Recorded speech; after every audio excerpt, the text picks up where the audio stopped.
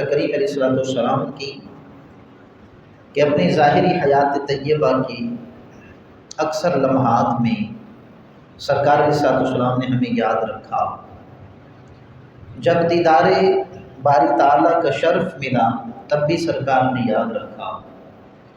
جہنم و جنت کا نظارہ و مشاہدہ جب سرکار نے کیا تب بھی ہمیں یاد رکھا۔ تو پھر ایک غلام مصطفیٰ کا بحیثیت غلام اور امت مصطفیٰ صلی اللہ تعالیٰ علیہ وسلم کا بحیثیت امت یہ حق بنتا ہے کہ یہ بھی ہر وقت درود و سلام کی صورت میں اپنے پیارے اور محبوب آقا صلی اللہ تعالیٰ علیہ وسلم کو یاد رکھیں اور اللہ کی بارگاہ میں یہ التجائیں کریں کہ قبر میں بھی یاد مصطفیٰ ہمارا سرمایہ ہو اور میدان حشر میں بھی ذات مصطفیٰ ہمارا سرمایہ ہو۔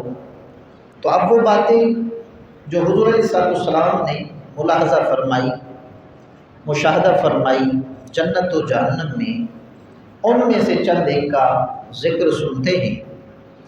سب سے پہلے سنن ابن ماجہ شریف کی حدیث، صحیح کتاب حدیث پاک کی، اس میں حضرت ابو ہریرہ رضی اللہ تعالیٰ عنہ حدیث پاک کے راوی ہیں، بیان فرماتے ہیں کہ قال رسول اللہ صلی اللہ تعالیٰ علیہ وسلم اتیت لیلۃ اسری بی علی قوم، فرمائے کہ میں جس رات معراج کے لیے گیا اللہ نے مجھے لامکانوں کی، عرشوں کی، جنت کی سیر کرائی تو میں نے جہنم کی کا بھی مشاہدہ کیا۔ فرمایا کہ میں ایسی قوم کے پاس سے گزرا بطونہم کالبیوت، میں نے دیکھا کہ سخت عذاب میں ہیں، اور عذاب کی صورت کیا ہے؟ کریم آقا فرماتے ہیں صلی اللہ علیہ وسلم کالبیوت، ان کے پیٹ جو ہے کمروں کی طرح بڑے ہو چکے تھے، جس طرح ایک بڑا گھر ہوتا ہے یا ہال ہوتا ہے، کمرہ ہوتا ہے، اس طرح بڑھ چکے تھے۔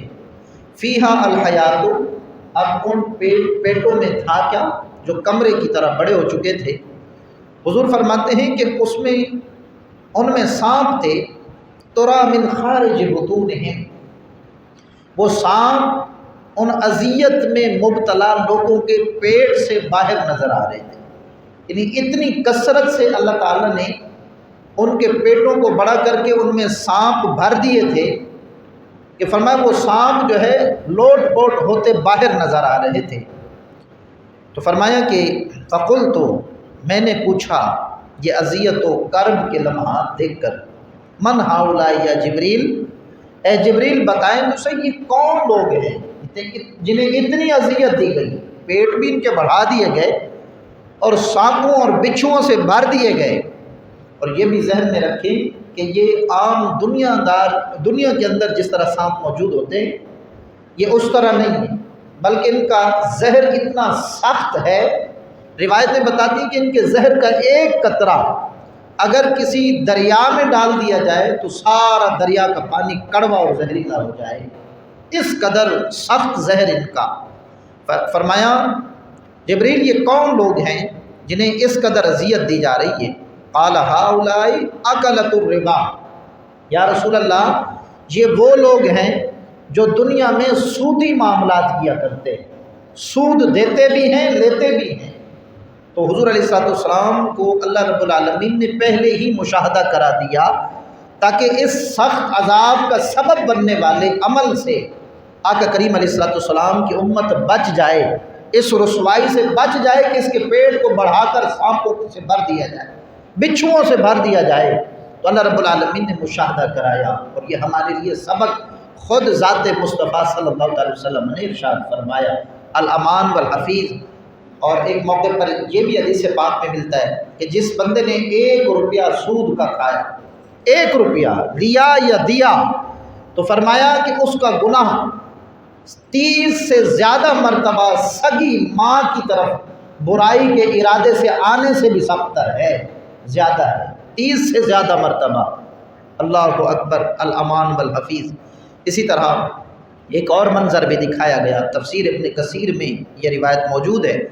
سرکار فرماتے ہیں فَأَتَيْنَا عَلَى نَهْرٍ، ہم ایک نہر کے پاس آئے، حسبت انہ کان یقول احمر مثل الدم، حضور فرماتے ہیں اس قدر اس کا پانی سرخ تھا کہ مجھے وہ نہر خون کی لگ رہی تھی کہ شاید یہ کسی کے خون سے بہائی گئی ہے۔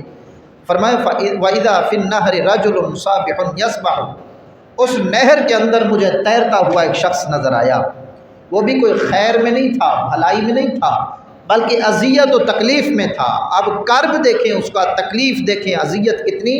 فرمایا وَإِذَا عَلَى شَطِّ النَّهْرِ رَجُلٌ قَدْ جَمَعَ عِنْدَهُ حِجَارَةٌ، ایک شخص اس خون کی نہر کے کنارے کھڑا ہے اور اس نے بہت سارے پتھر جمع کر رکھے ہیں۔ عِنْدَهُ فَيَغْفَرُ لَهُ فَاهُ فَيُلْقِمُهُ حَجَرًا، فرمایا کہ جیسے جیسے وہ شخص جو خون کی نہر کے اندر کھڑا ہے وہ کنارے سے نکلنے کی کوشش کرتا ہے، یہ شخص کنارے سے بھاری پتھر اٹھا کے اس کے سر پہ مارتا ہے، وہ دوبارہ جو ہے خون کے نہر میں ڈبکیاں کھانے لگ جاتا ہے۔ تو پوچھا گیا جبریل یہ کون ہیں؟ عرض کی انہو آکل الربا، یا رسول اللہ صلی اللہ تعالیٰ علیہ وسلم یہ وہ شخص ہے جو دنیا میں سود کھایا کرتا تھا۔ اب اندازہ کریں، اور فرمایا فَأْذَنُوا بِحَرْبٍ مِّنَ اللَّهِ وَرَسُولِهِ، اے سود خورو اگر سود کے عمل سے باز نہیں آتے تو پھر تیار ہو جاؤ اللہ اور اس کے رسول سے جنگ کرنے کے لیے۔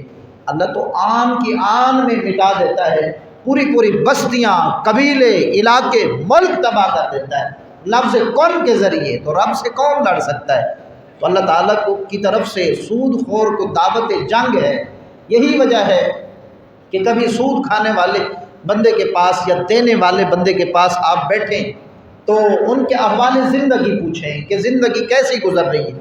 ایسی ایسی ویرانی، ایسی ایسی مایوسی کا تذکرہ وہ کریں گے گویا کہ وہ جینے سے مایوس ہو چکے ہیں، زندگی سے مایوس ہو چکے ہیں، چین سکون سب کچھ لٹ چکا ہے، اور ایسے لوگوں کے بیوی بچے بھی نافرمان ہو جاتے ہیں، رشتہ دار بھی نفرت کرتے ہیں۔ تو اللہ تعالیٰ نے کبھی ایسا تو نہیں کہ کسی کو بھیجا ہو کہ جاؤ اسے لاٹھیاں مار کے آؤ اور کہو کہ یہ اللہ کا عذاب ہے، نہیں، اللہ تعالیٰ زندگی کا سکون ختم کر کے بندے کو عذاب میں مبتلا کرتا ہے۔ اور بزرگ فرماتے ہیں کہ اللہ کے عذاب کی نشانیوں میں سے ایک نشانی یہ بھی ہے کہ کسی بندے کے بیوی بچے نافرمان ہو جائے، گھر میں جی نحوست آ گئی، بے برکتی آ گئی، تو اس نحوست اور بے برکتی کی ایک صورت یہ بھی ہوتی ہے کہ گھر والی اور بچے نافرمان ہو جائیں۔ اللہ تعالیٰ اس اذیت سے ہمیں محفوظ فرمائے۔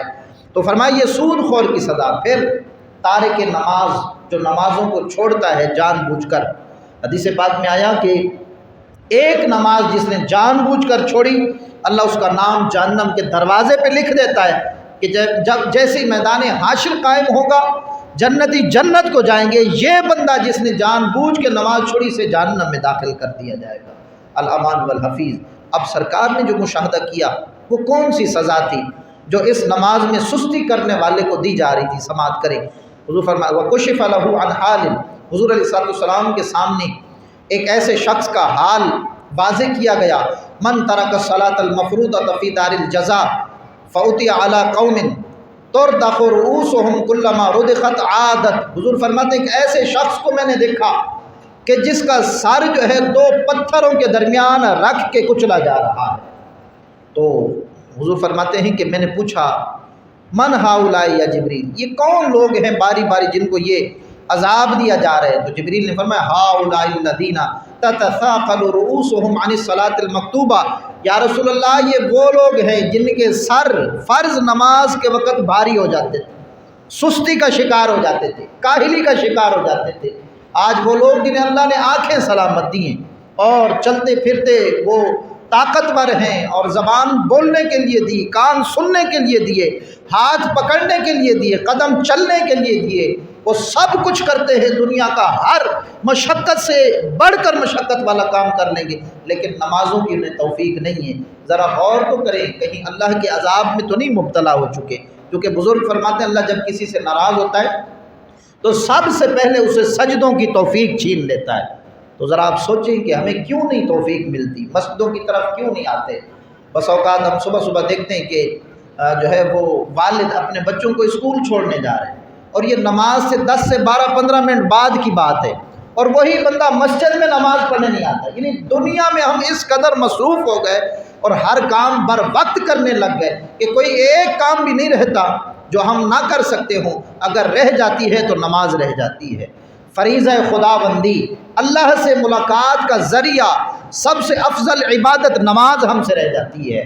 اب سرکار نے ایک اور منظر بیان کیا، کشف لہ عن حال، حضور فرماتے ہیں ایسا حال بھی میرے سامنے رکھا گیا، کیفیت رکھی گئی، من یترک الزکوٰۃ، فرمائے کہ جو لوگ زکوٰۃ نہیں دیتے، نمازی بے نمازی کی سزا گزر چکی کہ پتھروں کے درمیان اس کا سر رکھ کے کچلا جا رہا ہے، پھر فرمایا وہ لوگ جو زکوٰۃ نہیں دیتے۔ آج تھوڑا سا توجہ کریں کہ دیکھتے ہی دیکھتے بندہ کروڑ پتی بن جاتا ہے، لیکن مال کے جو شکرانے کا طریقہ ہے، مال کو پاک کرنے کا طریقہ، اور مال کے اندر برکت لانے کا جو طریقہ ہے، اور وہ مال جس سے اللہ خوش ہوتا ہے، جس سے مصطفیٰ جان رحمت خوش ہوتے ہیں، وہ طریقہ ہم نہیں اپناتے۔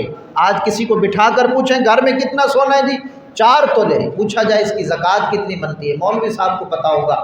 اچھا جی آپ کے پاس بینک میں کتنا پیسہ رکھا ہوا ہے، 10 لاکھ روپیہ رکھا ہوا ہے، زکوٰۃ کتنی بنتی ہے، مولوی صاحب کو پتہ۔ اللہ کے بندے یہ فرض ہو جاتے ہیں معاملات، یہ دل کے کانوں سے سنیں کہ جس بندے کے پاس جو چیز آ جاتی ہے، مثال کے طور پر رمضان شریف کا مہینہ شروع ہو گیا، آپ پر روزے کے مسائل سیکھنا فرض ہو گیا ہے، آپ جو ہے بالغ ہوئے، جوانی کی دہلیز پہ آپ نے قدم رکھا، آپ پر نماز فرض ہے تو نماز کے مسائل فرض ہو گئے آپ پر، آپ صاحب نصاب ہو گئے، یعنی آپ کے پاس اتنا پیسہ آ گیا جس پر زکوٰۃ واجب ہوتی ہے، تو آپ پر زکوٰۃ کے مسائل سیکھنا فرض ہو گیا، لازمی ہو گیا، ضروری ہو گیا۔ ہر کام میں اپنی اپنی جگہ بندہ ماسٹر نظر آتا ہے، لیکن اسلامی معاملات میں آپ یقین کریں، سگے باپ کی میت ہو جائے نا، بیٹوں کو غسل دینا نہیں آتا، پھر غسل دینے سے بھی بڑا ایک ستم ہے، جنازہ تک پڑھانا اور پڑھنا نہیں آتا، لیکن زہ مقدر اس والد کی کیا شان ہے کہ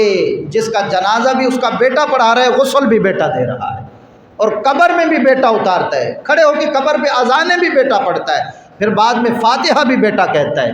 میں کہتا ہوں دونوں جہاں اس والد کے آباد ہو گئے جس نے اپنے بچوں کو اتنی اچھی تربیت دی ہے کہ اس کی قبر جگمگا رہی ہے، میدان حشر میں بھی اللہ کے حضور سرخرو کھڑا ہوگا، وہ والد جس نے اپنے بچوں کی اچھی تربیت کی ہوگی۔ ہمارے بزرگ فرماتے ہیں کہ ہمارے ہاں گھروں میں ایک میں نے مضمون پڑھا جس میں یہ تربیت کی گئی، گھروں میں جو ہے کسی کے بھی کوئی لینگویج سینٹر کھلے نہیں ہوتے، بچہ گونگا بہرا پیدا ہوتا ہے، پھر جو ہمارے گھر میں جیسا ماحول ہوتا ہے ویسی بچے کی تربیت ہو رہی ہوتی ہے۔ اب کیسے کہ ہمارے گھروں میں کوئی لینگویج سینٹر نہیں کھلے ہوئے جس میں ہم اپنی ماں بولی بچے کو سکھاتے ہیں، جس کو مادری زبان کہتے ہیں، ہم اس کو سکھاتے ہیں، نہیں ہوتا ایسا، ہمیں بولتے ہوئے دیکھتا ہے بچہ، سیکھتا رہتا ہے، اور جیسا ہمارا اٹھنا بیٹھنا ہوگا بچے کا بھی ایسا ہوگا۔ ایک وہ بات ہے جو آپ زبان سے سمجھاتے ہیں، ایک وہ عمل ہے جو آپ کر کے دکھاتے ہیں۔ بچہ زبان والی بات نہیں سمجھے گا، جو آپ کر رہے ہیں بچہ وہ کرے گا۔ یعنی نماز جیسی اذان کا وقت ہوا نا، گھر میں ایک شور سمجھ گیا، اٹھو جی وضو کرو، نماز پڑھو، چلو مسجد کی طرف چلو، تو بچے کی تربیت ہو رہی ہے۔ اسی طرح گھر میں آپ کھانا کھانے کے لیے بیٹھے، سنت طریقے کے مطابق کھاتے ہیں، بچے کی تربیت ہو رہی ہے۔ اور ہمارے بڑے یہ بھی فرماتے ہیں ہمارے اساتذہ کہ بچوں کی تربیت کا یہ بھی نرالا انداز ہے، کل اللہ ان کو بہت زیادہ دے دے، مال و دولت پیسہ، لیکن راہ خدا میں خرچ کرنے کا جذبہ نہیں، تو یہ کیسے پیدا کیا جائے؟ ہمارے اساتذہ تربیت کرتے تھے کہ جو چیز بھی راہ خدا میں دینی ہو نا، اپنے شعور والے بچوں کے ہاتھ سے آپ دلائیں، بیٹا یہ فطرہ ہے، اتنے افراد گھر کے جاؤ، یہ جا کر مستحقین کو دے کر آ جاؤ، یہ زکوٰۃ کا پیسہ یہ دے کر آ جاؤ، یہ راشن کی بوری میں نے خریدی ہے یہ دے کر آ جاؤ۔ تو فرصت نہیں بھی بنتی تو کوشش کر کے تھوڑا سا راشن خریدیں، اپنے بچے کے ہاتھ میں پکڑا دیں، جاؤ بیٹا کسی غریب کے ہاتھ میں یہ دے کر آ جاؤ۔ آپ مر گئے، دنیا سے چلے گئے، انتقال ہو گیا، لیکن بچے کے ذہن میں وہ بات رہی اور وہ اسی طرح کرے گا جس طرح اپنے والد صاحب کو دیکھتا تھا۔ آج کئی گھروں میں ہم جاتے ہیں، ماہانہ سطح پہ 11ویں ہوتی ہیں، محافل ہوتی ہیں، تو وہ کرنے والے بتاتے ہیں کہ یہ سالوں سے سلسلہ چلتا رہا، کیسے جی ہمارے ابا جی کرتے تھے، ہمارے دادا جی کرتے تھے۔ تو اولاد کی تربیت کا ایک بہترین طریقہ یہ ہے کہ آپ جو خرچ کرنا چاہتے ہیں ان کے ہاتھ سے خرچ کرائیں۔ اسی طرح نماز کا وقت آ جائے آپ خود چلیں نماز کی طرف، شعور کی عمر میں بچہ قدم رکھ چکا ہے، آپ ان کی انگلی پکڑیں اور مسجد کی طرف لے آئیں۔ خود غوث پاک کے بارے میں آتا ہے، جمعہ کے دن آپ اپنے بچوں کو سجا سنوار کے مسجد کی طرف انگلی پکڑ کے لے آتے تھے۔ تو 11ویں شریف میں یہ موضوع بھی رکھا جائے کہ غوث اعظم نے اپنے بچوں کی تربیت کیسے کی، جو بعد میں وقت کے کتب بن گئے، جو ولی بن گئے۔ تو یہ ایک تربیت کا ماحول ہمارے ہاں ہونا چاہیے۔ اسی طرح بے عمل خطبہ، اچھا اس سے پہلے زکوٰۃ نہ دینے والوں کا کیا انجام ہوا؟ میرے کریم آقا صلی اللہ تعالیٰ علیہ وسلم ارشاد فرماتے ہیں کہ میں آیا ایسی قوم کے پاس جن کے جسم پر مکمل لباس کی بجائے صرف چیتھڑے تھے، جس سے شرم گاہ انہوں نے ڈھکی ہوئی تھی، باقی پورا جسم ان کا برہنہ تھا، کوئی کپڑا نہیں تھا، بس پرانے جو ہے بوسیدہ کپڑے جو ہے شرم گاہ اس سے انہوں نے چھپائی ہوئی تھی۔ اور فرمایا کہ ان کے منہ سے بھیڑ اور بکریوں اور اونٹوں کے چلانے کے جیسی آوازیں آ رہی تھی۔ معراج کی رات حضور فرماتے میں دیکھ رہا تھا، اور اسی طرح انہیں ایک کڑوے جو جہنم کا درخت ہے، فرمایا اس کا پانی پلایا جا رہا تھا اور اس سے غذا کھلائی جا رہی تھی۔ تو میں نے پوچھا جبریل یہ کون لوگ ہیں؟ جبریل کہنے لگے ہؤلاء الذین لا یؤدون صدقات اموالہم المفروضہ، یا رسول اللہ یہ وہ لوگ ہیں ان پر زکوٰۃ واجب ہوتی تھی، ان کو حساب تک نہیں آتا تھا، یہ اپنے مالوں کی زکوٰۃ نہیں دیتے تھے۔ تو آج اگر کوئی شخص چاہتا ہے میں کاروبار میں ترقی کر جاؤں تو اس کا نسخہ اللہ نے قرآن میں بتایا، فرمایا من ذا الذی یقرض اللہ قرضا حسنا، فرمایا تم میں ہے کوئی ایسا جو اللہ کو قرض حسنا دے؟ اب اللہ کو کیا ضرورت بھائی قرض کی، لیکن قرآن میں آیا ہے اللہ کو قرض حسنا دے۔ کیسا قرض؟ فرمایا تم اللہ کی رضا کی خاطر صدقات زکوٰۃ کی صورت میں غریبوں کی مدد کرو، یقرض اللہ قرضا حسنا فیضاعفہ لہ اضعافا کثیرا، اللہ تمہارے مال کو دگنا فرما دے گا۔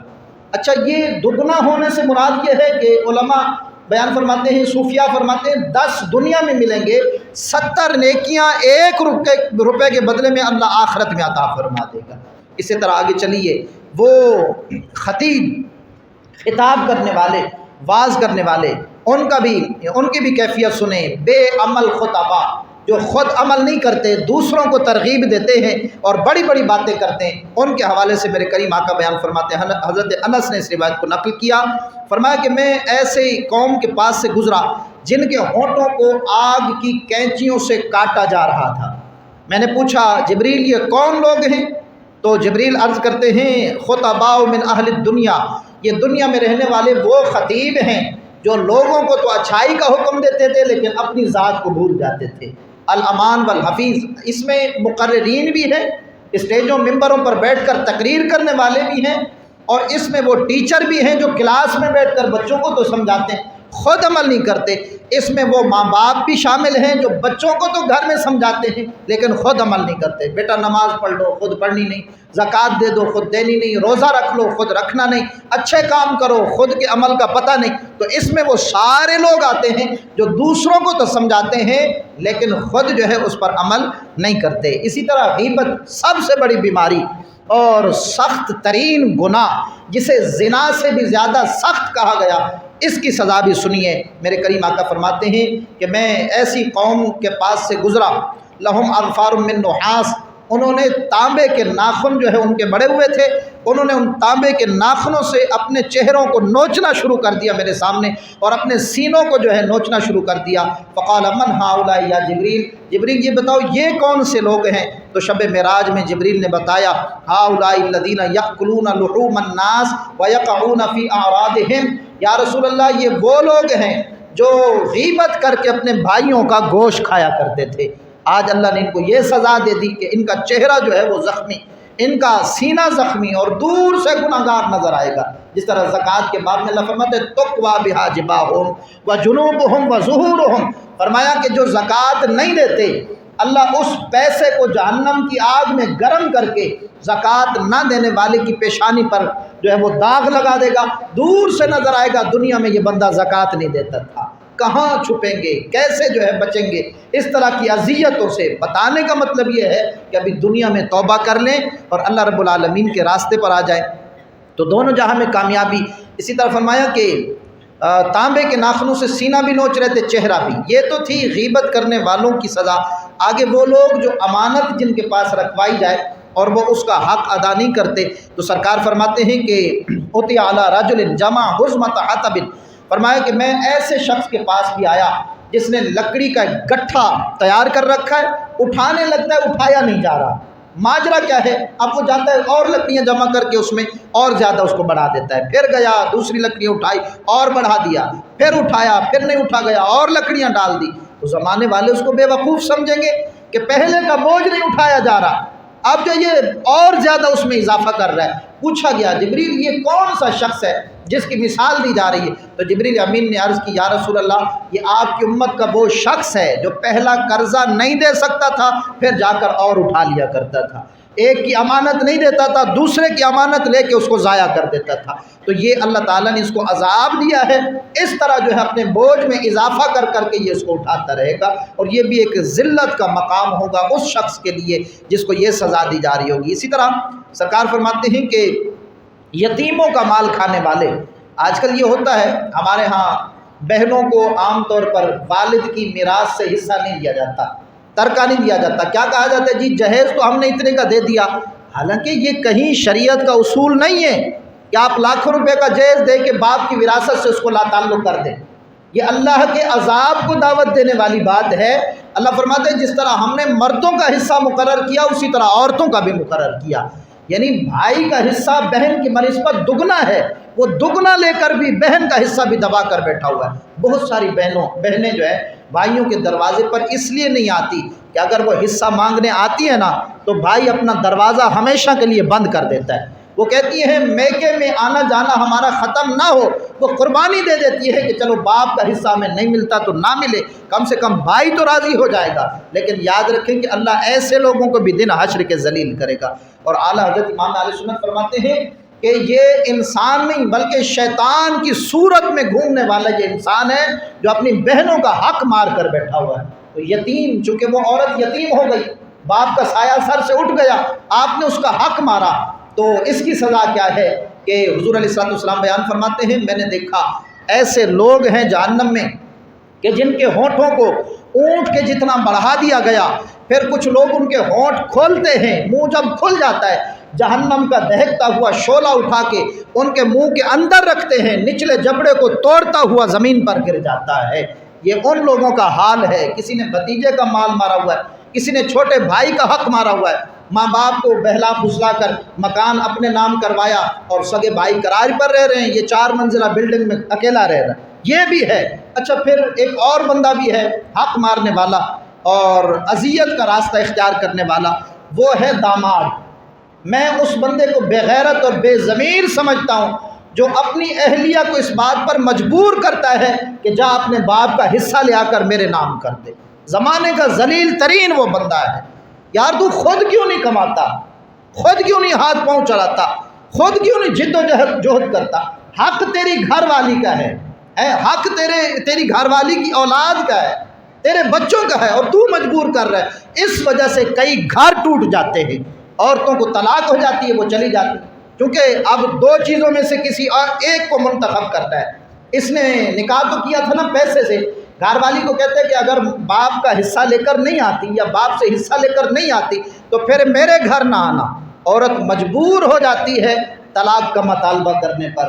تو اب بتائیں کہ یہ بندہ غیرت مند ہے یا بے غیرت ہے؟ بتائیں، باضمیر ہے یا بے ضمیر؟ وہ داماد جو سسرال والوں کو تنگ کرتا ہے کہ مجھے پیسہ چاہیے، مال چاہیے، زمانے کا ذلیل ترین بندہ ہے یہ شخص۔ یہ بھی اوروں کا حق مارنے والی بات ہے۔ پھر وہ 10-15 لاکھ کا بھی بیوی لے کر بھی آئی تو اس کو اس کی خوشبو تک نہیں لگنے دیتا، سارے پیسے خود خرچ کر دیا، تو اس کو بھی اللہ کی بارگاہ میں جواب دینا ہوگا۔ تو یہ بھی انہی کی لائن میں کھڑا ہوگا جو یتیموں کا یا لوگوں کا حق مارتے ہیں کہ اس کے بھی جبڑے میں جہنم کے پتھر رکھے جائیں گے اور اس کا جبڑا توڑتا ہوا پتھر زمین پر گر جائے گا۔ الامان والحفیظ، کوشش کیا کریں، یہ دنیا فانی ہے۔ میرے کریم آقا فرماتے کھربوں روپے بھی تم کما لو نا، تمہارے حصے کا صرف وہ مال ہے جو تم نے پہنا اور پرانا کر دیا، اور جو تم نے کھا لیا یا پھر جو تم نے اللہ کی راہ میں دے دیا، تمہارے حصے میں وہی آئے گا۔ ادھر تمہاری آنکھیں بند ہوں گی، وہ سارا کا سارا ترکہ بن جائے گا، وہ میراث بن جائے گی، وہ تمہارے بچوں میں تقسیم ہو جائے گا۔ بہت سارے بچے پھر ساری زندگی اپنے باپ کو گالیاں بھی دیتے رہتے ہیں۔ اپنے ایک نمازی نے ایک تحریر بھیجی، وہ مختصراً عرض کر کے اپنی بات کو ختم کرتا ہوں۔ اب تو ستار عیدھی سے کسی نے پوچھا کہ تو نے بہت ساری میتیں دیکھی، بہت ساریوں کو غسل بھی دیا، کفنایا دفنایا، تو کوئی عجیب حیران کن واقعہ بھی دیکھا کسی میت سے متعلق؟ اس نے کہا ویسے تو بہت سارے واقعات ہیں لیکن ایک واقعہ ایسا جو مجھے رلا گیا۔ وہ کیا تھا؟ کہنے لگا ایک دن کال آئی فلاں جگہ جی لاش پڑی ہے، وہ آ کر لے جائے۔ تو کہا جب ہماری ایمبولینس پہنچی نا، وہاں ایک ٹیکسی ساتھ میں رکی ہوئی تھی، تو ایک شخص ٹیکسی سے اترا، کہا یہ لاش ہے، اس کو لے جائیں، اور پیسے جیب سے نکال کر دیے، کہا یہ آپ اپنے فنڈ میں شامل کر لیں، یہ میرے والد صاحب ہیں، ان کو اچھے سے غسل دینا، کفن دینا اور ان کو دفن کر دینا۔ ٹیکسی سے آواز آئی جلدی کرو، فلائٹ کا ٹائم ہو گیا ہے، فلائٹ نکلنے والی ہے۔ یعنی وہ بیرون ملک سے صرف اتنا کرنے کے لیے آیا تھا کہ ادھی والوں کو پیسے دے اور باپ کے غسل کفن کا انتظام۔ اور وہ کہتے ہیں کہ کاٹن کا سوٹ پہنا ہوا تھا مرنے والے نے، داڑھی بھی چمکیلی تھی اس کی چاندی کلر کی، لگ رہا تھا کہ کسی اچھے کھاتے پیتے گھرانے کا یہ فرد ہے، لیکن بڑا مال و دولت والا، بڑے ناز و نام سے اس نے اپنے بچوں کو پالا ہوگا، اتنا اس نے اپنے بچوں کو ترقی دلائی کہ اس کے بچے بیرون ملک شفٹ ہو گئے، لیکن آخری رسومات جو باپ کی ہیں ان میں شامل نہ ہو سکے اور اپنا دوسرے ملک کا سفر کر گئے۔ تو یہ حیثیت ہے دنیا کی۔ کہتے ہیں اس دن، اب تو ستار عید ہی کہتے ہیں، اس دن جو ہے یہ واقعہ مجھے رلا گیا کہ آج انسانیت ہار گئی ہے، دولت جیت گئی ہے۔ یعنی دولت نے اتنا جو ہے وہ آنکھوں کو اندھا کر دیا کہ والد کی باپ اور لاش جو ہے وہ سامنے ہے اور بچہ بیرون ملک کا سفر کر رہا ہے۔ تو یہ حیثیت ہے اس دولت کی، لہٰذا اللہ کا حق ادا کیا کریں اور رسول اللہ علیہ السلام کو خوشی پہنچایا کریں، اپنے مال کی زکوٰۃ دے کر کسی یتیم غریب کا حق نہ مارا کریں، اس لیے کہ حضور فرماتے ہیں جب آہ نکلتی ہے غریب کے دل سے، لیس بینہا و بین اللہ تعالی حجاب، فرمایا پھر اس آہ اور اللہ کی بارگاہ کے درمیان کوئی پردہ نہیں ہوتا، وہ رب کی بارگاہ میں پیش ہوتی ہے اور اللہ ظالم کو نیست و نابود کر دیتا ہے۔ الامان والحفیظ، اللہ تعالی ہم سب کی حفاظت فرمائے۔ آخر میں ایک اپیل آپ